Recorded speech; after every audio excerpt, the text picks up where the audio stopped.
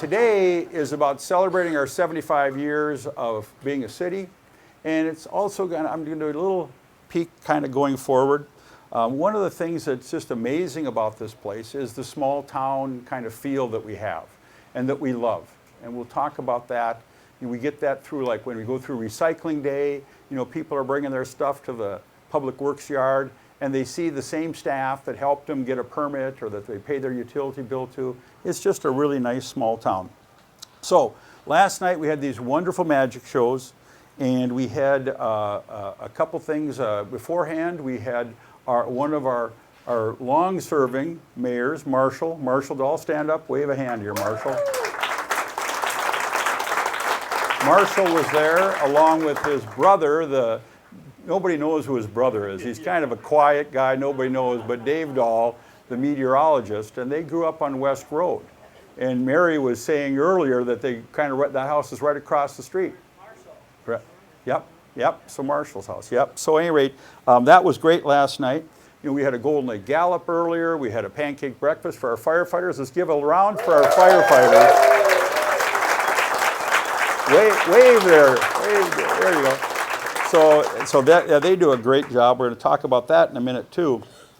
But at this time, there's two people that I would like to recognize in particular, and I'd like to have my friend and colleague Jim Kyneth come up and join me. Jim was our city administrator for 31 years, you can imagine it.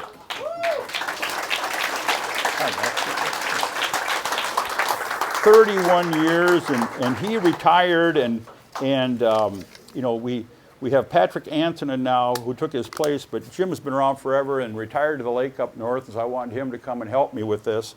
And then I would like to have Jenny Cromery come up, if she could. Jenny is just a rock star. She was on our park board. She was on our city council.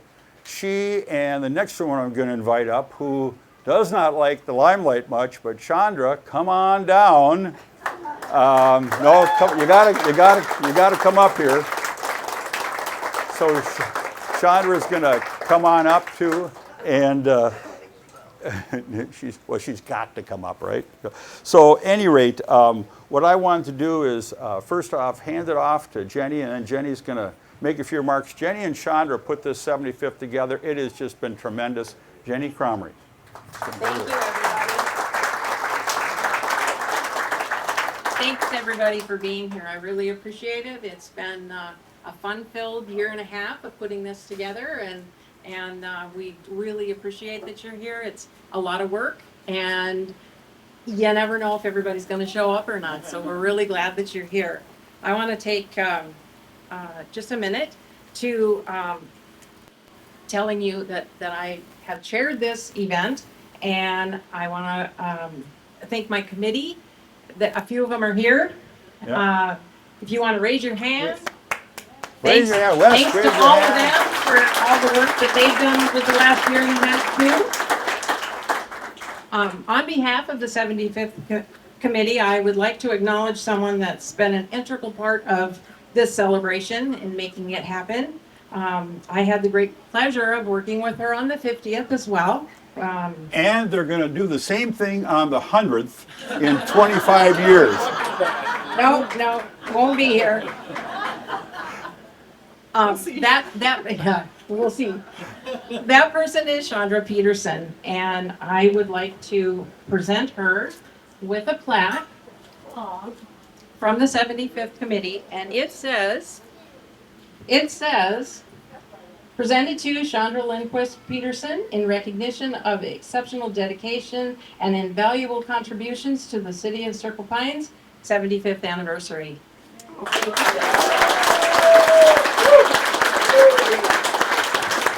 Thanks again to everybody, and don't forget to come over to Center Park. All kinds of activities going on over there, and food trucks there as well, so check it out. Okay, hang on. Whoop, stay here. No, I know. Make it quick, she said. She's got work to do. I have a thing that I've done a few of that is important to me, and it is called the Mayor's Award for Community Leadership. And I have chosen people occasionally over the last 20 years who I think have just done above and beyond, and he's exactly what we think about when we think of Circle Pines. So I have the Mayor's Award for Community Leadership for Jenny for her service on the Park Board, the City Council, and her tremendous work on the 50th and the 75th city anniversaries. She is the definition of being a servant leader in her community of Circle Pines. Jenny Cromrie. Thank you so much, Mayor. Thank you, thank you. And another one that I really want to make sure we give, this is a Mayor's Award for Community Leadership presented to Chandra Peterson for her 29 plus years of service to the city and its residents. She does so much work behind the scenes to build a better community, and it is way past time that we all say a big thank you for making our town special. Okay, I'll give it to Jim. Jim, you give it to her. So these two people are rock stars in our world, so thank you very much. Thank you. You bet. Thank you. And thanks, Jim, for helping out. Thanks, everybody.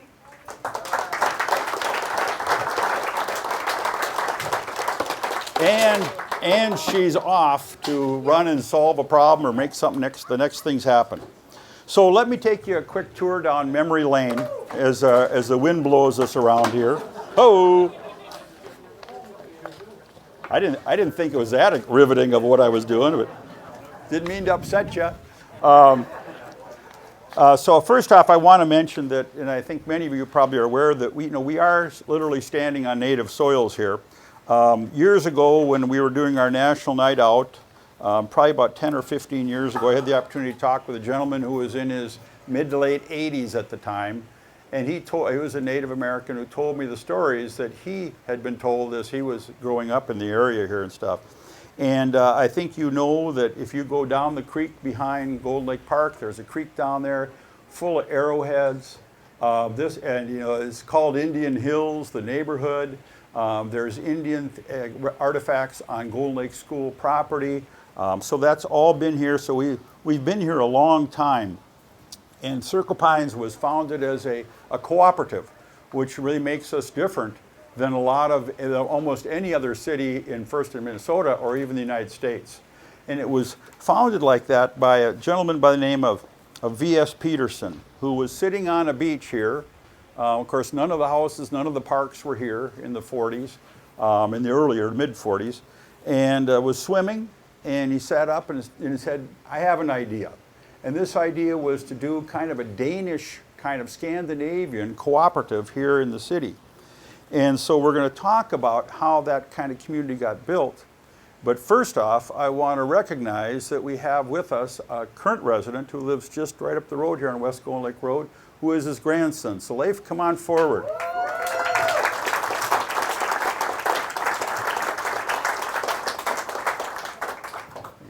I love public speaking. Yeah, hold it. I better hang on to it too in case it goes too long. No. No, I have been a member of Circle Pines. My first 18 years I spent here, and what a wonderful place to grow up as a kid. But back then there were dirt roads, there wasn't city sewer, so a lot has changed. I went off to become an adult, got an education, a career, and in 2000 I moved back here, and whoa, what a difference. It changed quite a bit. Just perspective-wise, my brother bragged about his hockey team and how they had a perfect hockey season. 0 wins, all losses. I come back in 2000 and they win the state championship. Okay, things have changed in Circle Pines, and for the good. But that's also when I first started to learn about my grandfather and his vision of a utopian cooperative community, which didn't last. But I like to think that he sowed some seeds for the idea of a community, and I'm seeing that now because there are so many people here like David and all the people you've presented who have created a true community, and I think that's what we all need and desire. Yep. Great. Thank you, thank you. And interestingly enough, it's great that the house that he grew up in, which was built by his father, V.S. Peterson Jr., is the house that I bought in 1997 and live in, which is right there. You could walk through that little chunk of woods, you'd run into the house that Janice and I and Kyle have. And so, at any rate, so V.S. Peterson, the original V.S. Peterson, found two men sympathetic to his cooperative notion. These two people are names that you may or may not have heard about. The first was Thomas Ellerby. There was a famous big architectural firm called Ellerby Beckett.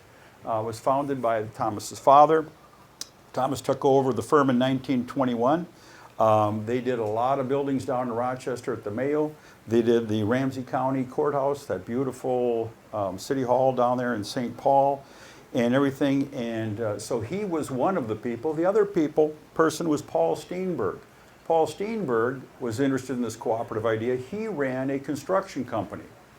This construction company, Steenberg Construction, built Northrop Auditorium, the Koff Memorial Union, the IDS Tower, all these kind of things. So these were two people, very, very important people at the time. And Ed Steenberg, a relative of his, lived down the street here just a little bit and moved to a senior facility about 10, 15 years ago. So imagine that in May of 1946, this whole village was set up as a cooperative to unite the habitation benefits of a functional and contemporary community. And so the homes, they figured they'd build the homes, every home would be on either a park or a trail, was the way it was laid out. There would be adult education provided. There would be nurseries provided. There would be educational and recreational activities, and the commercial activities like the stores, grocery store and stuff, would all be cooperatively owned. And the idea was you'd buy at least 25% of your groceries at the local grocery store. You'd support local activities and all this. The housing prices were set at $4,000, $6,000, and $8,000, and it was just like a co-op, like as if a housing co-op you might hear about nowadays. If they decided to sell a home, the co-op could buy that home back and things like that. Well, needless to say, it was a neat idea. What I found especially neat was back in the 40s when other communities were getting developed, a lot of them had racial covenants in their language. We didn't have any of that. People that we don't want these people, we can't have these. We didn't have that. So they were cool even before it was time. The symbol for a cooperative is a couple arrows in a circle. And so that's why we have ours a circle with a couple of pine trees, so circle pines. It didn't last long. Banks didn't like it. Mortgage companies didn't Mortgage companies didn't like it. So this went dead. Whoever wants it. Oh, here comes Wes. Okay. Batteries in there. So at any rate, the mortgage companies and the banks didn't really like it. It was kind of a little too far out. You can imagine trying to set this kind of cooperative thing up when you have a time where, Joseph McCarthy is over in Wisconsin, railing about communism, and then here you have this kind of, they didn't reuse the term, but I use the term kind of a socialist cooperative. Now we kind of dropped the word socialist, not much in favor these days. But at any rate, it was a neat idea, and then it kind of fell apart only in 3 or 4 years. And so what happened is they then it gets set up as a sort of a regular city. But as Matt and others and many of you know, we spend a lot of our time kind of thinking about how to get back to that neat kind of cooperative thing. So cooperative means something different now, but it still means all the things we do together, all the small town feel we talk about. So if you go to our website, Circle Pines is described as a vibrant city of the Twin Cities Metro that contains a vibrant city suburb that contains an abundance of beautiful parks and trails, the highly rated Centennial School District, safe neighborhoods with a wide range of housing options and easy access to both Minneapolis and St. Paul, all of which make Circle Pines a wonderful place to live, work, and play. And I think to myself, those founders would probably be pretty happy if they realized now what we have accomplished here, trying to make it a special place. Okay, a big part of why we are such a great community is the Centennial School District. And the Golden Lake Elementary School was started in 1970. And Dan, stand up and give a wave. Dan was in the first kindergarten class of Golden Lake Elementary. Started as an open school, as I understand it, where you didn't have a desk, you just had a bag. And you kind of carried your stuff around. There weren't rooms, there wasn't desks, it was just kind of a bit of a flow. Didn't last long again, kind of these new ideas and stuff, but it's just a wonderful school. Obviously my son Kyle went there and all the kids around here go here. And it always reminds us that when people come to Circle Pines and want to move here, a big part of why they want to move here is the great school system we have. People come for the schools and they've just been wonderful, so we want to thank all of them. Anybody here work for the schools? Anybody or has worked or volunteered at the schools? Here we go. Oh yeah, sure, you raised your hand back there. You went there as a kid. This is great. She goes there as a kid, grows up on the East Golden Lake side, goes there as a kid, and then ends up coming back and teaching in the same school she went to as an elementary kid. Isn't that great? Thank you, Colleen. Yep. You worked there too? Some people worked? Oh, it's great. It's just great. Okay. Another thing I think was always been fortunate, we've had really a good and effective city government. Starts with, well, it starts beyond him. He didn't go all the way back to the beginning. I don't make you too old, Jim. But it starts with Jim Kyneth. And Jim did such a great job. And now we have Patrick, who's standing back there, is ducking, of course. Stand up and wave your hand. Patrick Antonin, our city administrator. And so we have some wonderful people. You see some of the folks in green shirts, you know, that have been helping us make this parks and everything looks so clean. We have a tremendous fire department. Darren, wave your hand. A great fire department. And we have a great police department. I saw Chief Mork here. Chief, you want to come up for a second? You know, one of the things is our fire department has a response time of 2 minutes and 22 seconds. They are fast and they are great and they are well trained and they're all EMSs.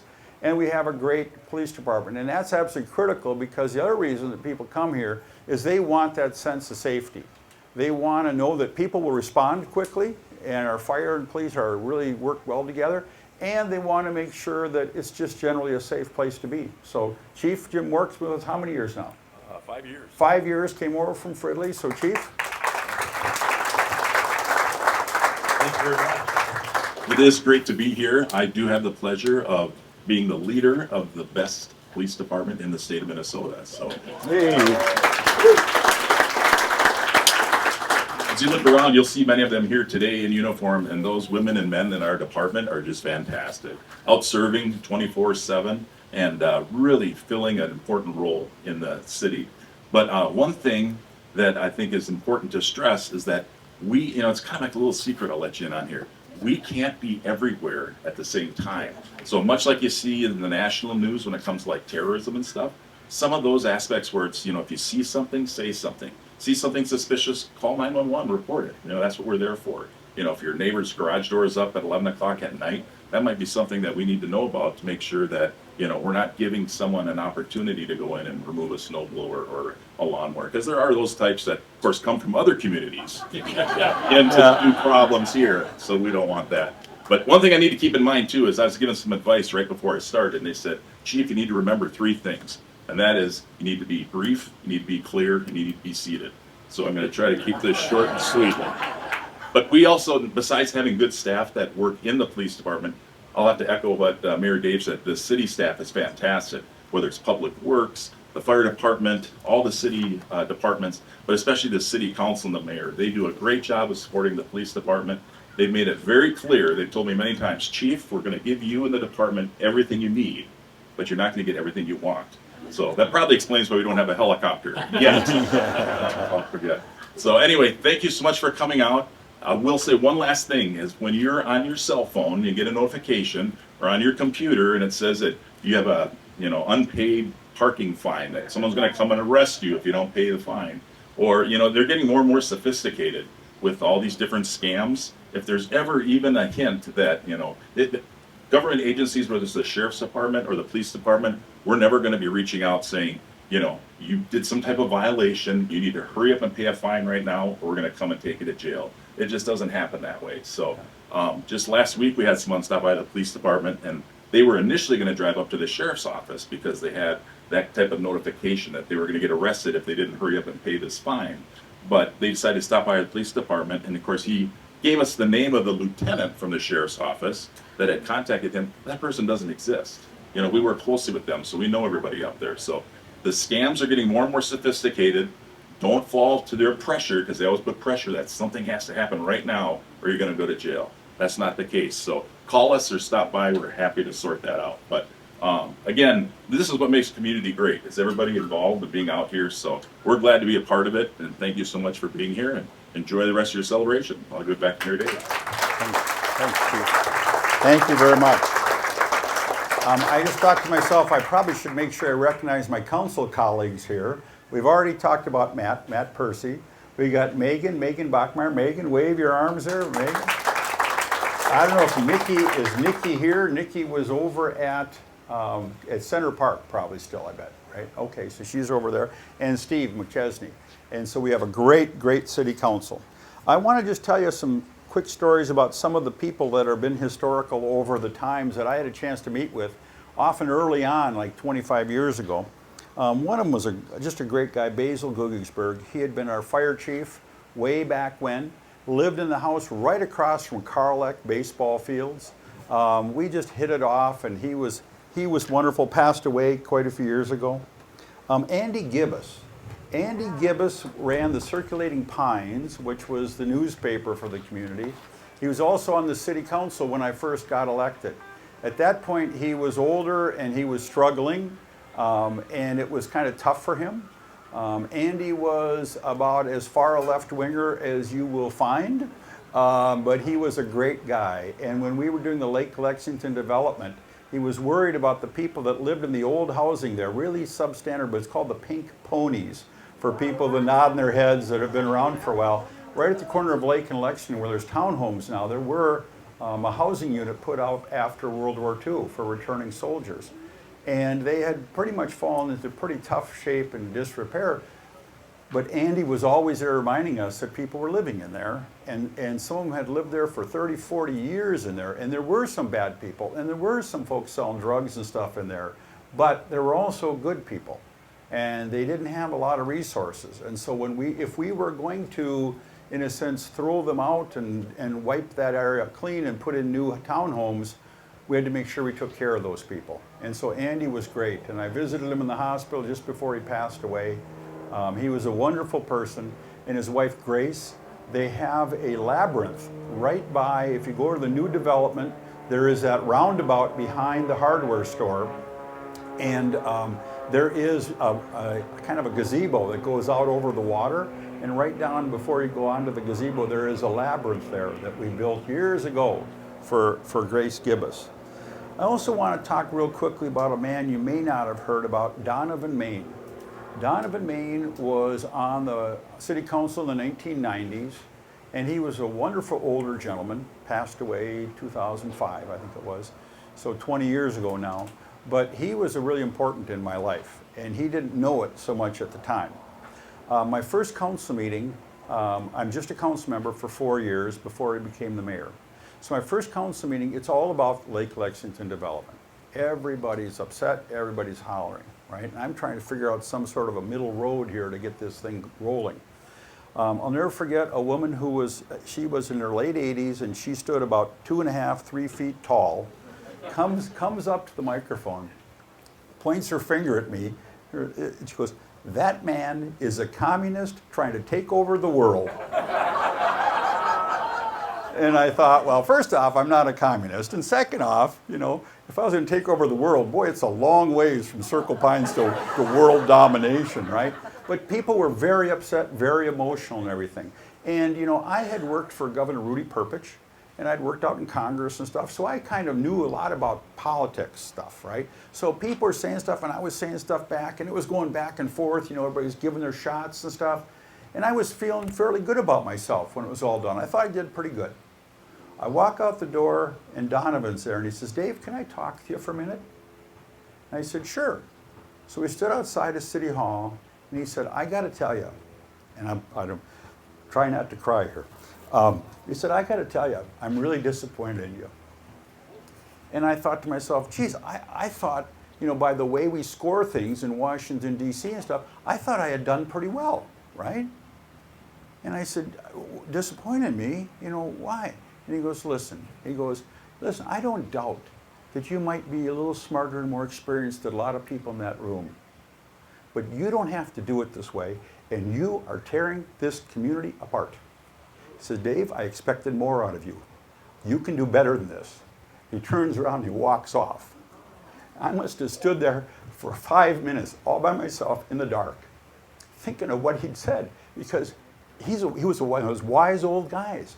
And I thought to myself after a while, I thought, you know what? He's right. You don't have to play this game like everybody plays it. You can listen better. You can try to work with people. You can try to find some common ground. And we were able to do that with the development, and it worked out just fine. And that's been the way we've tried to run things for the last 20 years, is just to try to listen to people. When Megan came on to the council, about a year ago? About a year ago. She's just wonderful. And I asked the council members, we're having a new person come because she took my friend Dean Goldberg's place. Dean, wave your hand, the famous census man. Yay! And I said, everybody, all the council members here, you've been on the council for a year or two, or maybe many more than that. Think of some ideas, some advice you'd like to give Megan as she starts out. It's not the easiest job in the world. You get the $5,000 a year, which of course is all great, but it's the budgets and the way government works and stuff. It just takes a little while. It probably takes you a year or two maybe to get used to it. So everybody's there. The meeting's over. The cameras go off, and we're chatting. And Steve McChesney, who is one of our council members, who I would probably describe as a great guy, new with a couple little kids. Megan, little kid. We just love this as us old guys, kind of move on out. We have young people coming up. Steve says to Megan, he says, you know what? Steve's basically a libertarian. And he says to Megan, you know what? I know that when I'm going to speak, when I'm going to say things at the council meeting, that Dave probably doesn't agree with the way I look at things. But he always lets me say my piece. He always asks me. He always includes me. And I thought, that's part of it too. This isn't just hanging out with your buddies and the people that think like you. It's about working with other people too. And that's what we do here in Circle Pines, and that's what we've done in our council. One last person, then I'm going to have a gentleman come up and tell you a story, and that is John Yackel. Now, John couldn't be here today. Neither could Jerry Peel, who was a mayor of ours in the 60s. He's 91. He really wanted to make it. Just every day you wake up, you feel like it or not today. And today was his daughter, Mary Jo, from Science Fiction 3000 or Mystery Theater 3000, whatever it is. She got a hold of me and said, today is not the day. And John Yackel. John's a friend of ours, lives over on East Golden Lake Road, 93, doing pretty well, can't hear well. But, it works out perfect for me because I can't stop talking and he can't hear me anyway. So we're like the perfect couple, right? But at any rate, John was there, and I've talked a lot. Whenever I see people, I've been working on for the last 20 years of trying to become a better listener and asking good questions. And my son Kyle back there, wave. Yeah, there's my son Kyle, who helps me to think about that, about slowing down and being a little more asking questions. But John started AGS Publishing along with Art Berge. It was on Woodland, that building that's to the right, that's now NTI. It used to be AGS. They started way back in the late 50s. People worked there. It was a leader at the time in the 60s of special education books and stuff. Did all his publishing, just fabulous. Had all these people employed. A lot of them were local. One of them was Marshall.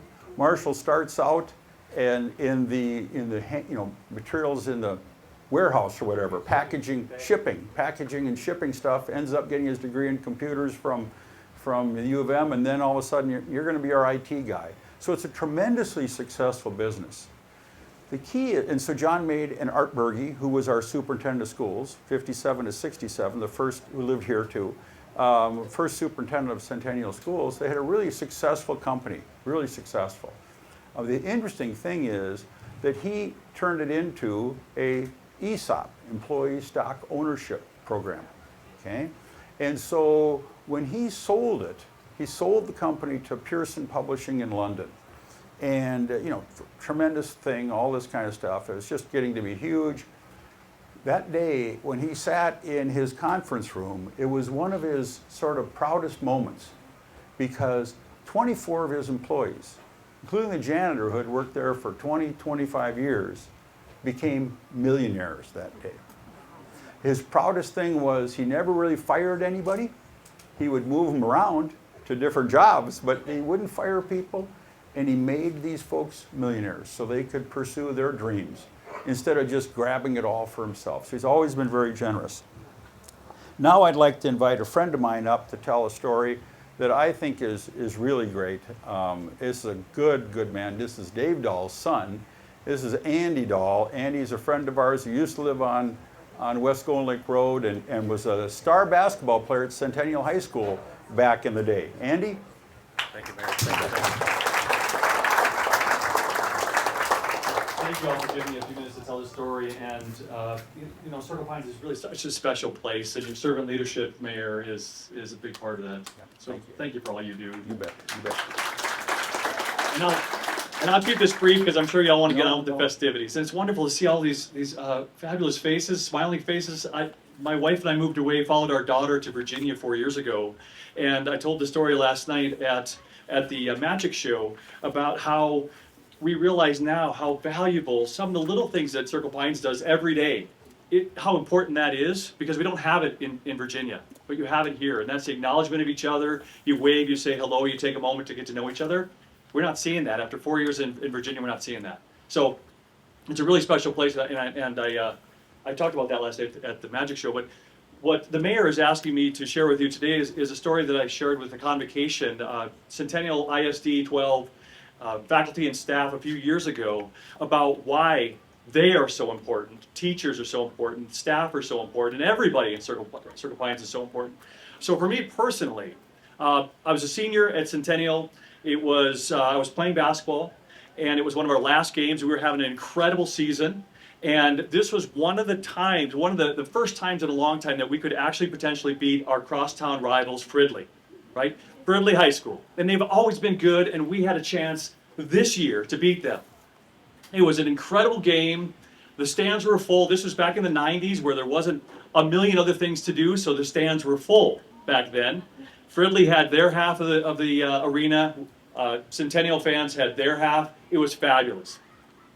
And so the game was tight the entire game long. The score was 3 points in our favor and 3 points in their favor. And it came down to the last 10 seconds of the game, and we called a timeout. And I looked up at the scoreboard, and we were up by 1. And so Coach Dave DeWitt had pulled us into the huddle and said, Andy, remember, basketball was my world. It was my life. I wasn't a very good student, but everybody knows that all Andy cared about was basketball. So this is a big deal to me, a really big deal. So Coach Dave says, Andy, you have the ball. Take care of this. Win. Go get it. I looked up at the scoreboard. We're up by 1. So they passed the ball into me. My good friend, point guard Dan, passed the ball into me, and I held the ball. And I let the clock run out. And there was stunned silence on our half of the arena, and Fridley fans were going berserk. And I looked up at that scoreboard again, and we lost by 1. For some reason, when I looked up at that scoreboard, it looked like we were up by 1, but we were down by 1. And so this is the reason I call it, again, the mayor says, Andy, tell your Monday morning story. So this was a Friday night. And you can imagine, I went back to the locker room and I cried, and I was inconsolable, and I didn't want anybody near me. I just didn't know what happened, and I didn't know how to explain it. And at the end of the day, people knew me as a basketball player. So I snuck out of the back of Centennial High School, out of the back of the gym, and I went home. And the last thing in the world I wanted to do was show up to school on Monday morning. But this is really where it gets special. So everybody, the faculty, the teachers, the staff, folks that I'd never talked to in the 4 years that I had been at the high school, they welcomed me knowing that this was going to be one of the toughest things I'd ever done, is show up to school Monday morning and have to face and answer questions about what happened Friday night. Because that was our chance to beat crosstown rival Fridley. And they were there to pick me up, put their arm around me and say, Andy, it's just a basketball game. It's going to be okay. And that, in many ways, just saved my life. It really did. And I know that this is just a story about basketball. It's fairly insignificant. It's just a kid, an 18-year-old kid, playing a game. But this is one of those things that you all do at Circle Pines, that teachers do at Centennial, at the elementaries. This is one of 1,000 different things you do every day that pick kids like me up from a really dark place. And I don't know that you get the recognition, and I hope you do. And we talked a little bit with you two back there. Do you really feel like you are recognized for the magic that you do and the wonderful things, the impact that you have on the students? And they say they do feel that way, and that makes me feel so good. But I hope you all do. I hope you all feel that folks don't get the opportunity to stand up like I am today to tell you how important you are. The fact that you took a moment out of your day to lift someone like myself up, who wasn't a great student, but you took a time to care, that's really a big deal. And I think that demonstrates why Circle Pines is such a special place. And Lexington and the surrounding towns, Lino Lakes, are such a special place. So again, thank you for giving me the moment to tell you that story. Thank you, Mayor, for giving me a moment to tell that story. And just know that I love you all. Thank you. Good job. Good job. Thank you, Andy. Yeah, Andy and I have done a few things together. When he told that story, I thought that story needs to be told again and again, because it is about Monday morning. It's about hugging each other. It's about helping each other out. So I'm going to wrap this up now. I mean, first off, I don't know how you follow that, but I'm going to wrap this up by just a few thoughts. You know, this is about celebrating our history, and it's about creating our future. We've got a good thing, but that good thing needs to keep getting watered, like a plant, right? This needs to keep getting encouraged. So I want to tell you that from my perspective, and from I think all my council colleagues' perspective, is that, you know, we're always going to be trying to figure out how to keep that cooperative spirit going. It isn't technically cooperative, but boy, there's something there. What they were dreaming about for a community and how people get to know each other and support each other, there was something there. And so we have to always try to involve residents. We always have to try to do the best we can. We're always going to be looking to try to keep building this sense of community that Andy just talked about. That's what it's about. I mean, you can buy a house anywhere, but you know, we need to get to know our neighbors. Tuesday night, the chief and all the fire department and the police department will be out going to National Night Out, or Night to Night they call it nowadays. And getting to know their neighbors and stuff, that's so important. The smile, the handshake, the little things in life like that. We're always going to be trying to maintain that small town feel. You know, whenever you see somebody who works for the City of Circle Pines, you're always going to see them with a shirt on, it says Circle Pines on it. Our employees are tremendously proud of the work they do, and they do just great, great work. From Patrick to Chandra to Pat Stapleton to everybody all the way through to the new kid mowing lawns for his summer job. We have tremendous staff. And I think I've probably banged that gavel in a council chambers probably 4 or 5 times, okay? Like, you know, in shutting things down. And I can tell you that every time that happened was when somebody comes to the microphone and says something bad about our staff. It's not going to happen when I'm around, and I bang that gavel and I say, you know what, if you've got a concern, you can talk to Patrick, our administrator, but you're not going to stand there in a public forum with a TV camera and say bad things about our staff. If we need to make some improvements, sure, we'll do that. People make mistakes, but by golly, we're going to support our people.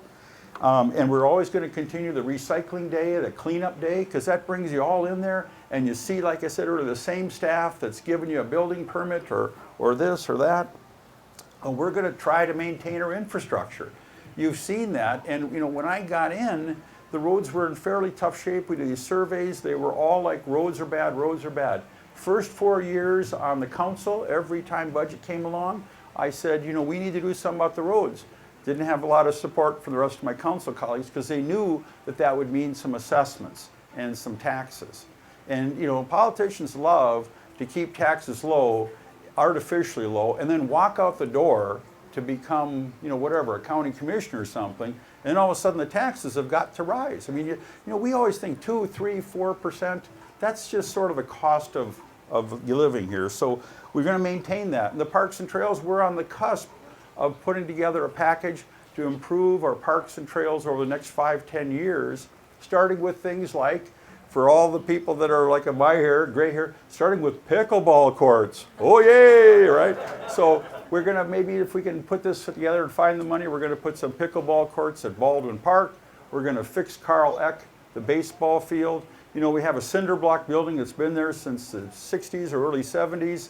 A couple years ago, a 14-year-old boy is playing baseball, had to pee, goes inside the men's room, the big steel door closes behind him, he pees, he can't get out. The steel door is wedged in there. We had to call the fire department to come and get him out of the goddamn bathroom. Kid's probably traumatized for the rest of his life. Never going to use a public urinal again, right? And I think finally, I think, you know, we want to be the kind of community that welcomes newcomers, that welcomes a new person coming here. Things are being different around here. You can just start to feel it. Things are changing. They're changing in the whole country too. But things are changing and we just have to keep reaching out. We've got really good people around us. And sometimes we have differences. You know, one of the things we don't do at the City of Circle Pines, we don't get into state and national issues. We stay focused on police and fire and parks and streets. That's what you elect us for. You don't give 2 cents of what I think about, you know, this war or that war or whatever. That's not the point. Other people can fight that battle. We're going to take care of our community. We just want to have everybody working well. We want to really support our kids. You know, one of the proudest things of the last 20 years of mine is getting named into the Centennial School District Hall of Fame, right? I would point out I am not in the Hall of Fame in Fargo. Probably enough said right there, you know. I mean, I was like Andy, well, except for I wasn't a star basketball player, but I was a regular sort of B, CB student, you know. And until I went to NDSU, I see Eric Ekman, we're straight back here. This is our city engineer from WSB. And, you know, this does great work for us. So we want to make sure people feel welcome. And so then at the end of the day, I just want to say thank you. Thank you, thank you, thank you. I'm a firm believer in servant leadership. I think you serve. I think you wash feet. I think you do the things you need to do. And it's never been, clearly it's never been about the money. And it isn't about world power, like the little old lady thought. It's just about serving your neighbors. And it's been the best time of my life. And the 75th anniversary is a perfect time to celebrate. Lord knows that if we're police or fire or city staff, if we do something wrong, we know we're going to get rolled, right? There's a microscope on us, right? So we get that. But by golly, that means when something good happens, we need to celebrate that too. We've got to lift people up.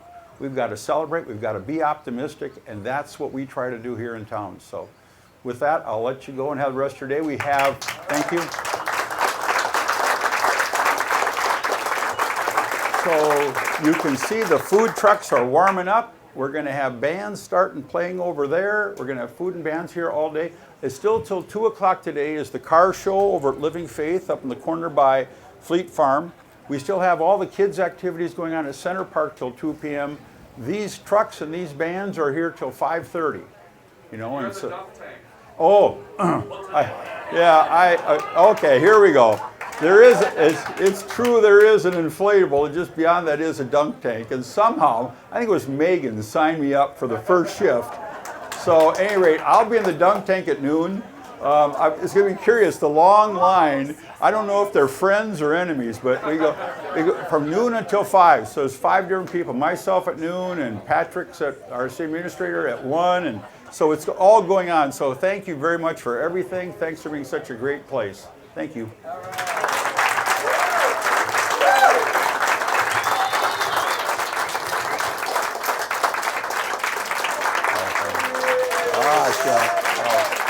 you. Thank you very much. I'm going to cry. You know?